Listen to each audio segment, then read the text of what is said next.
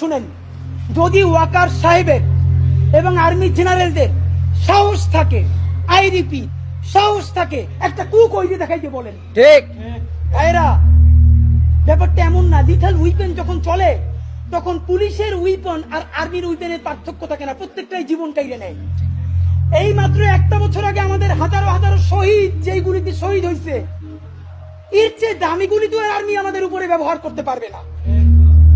আপনি মনে রাখেন, এই ওয়াকার সাহেব অথবা আর্মি যদি কোনো কু করার চেষ্টা করে, জনগণ গিয়ে ক্যান্টনমেন্টের ইট খুঁজে নিয়ে আসবে। ইট, একটা ইট ক্যান্টনমেন্টে আস্থা থাকবে না। আপনি জায়গা রাখেন, আপনি কারে ডরান?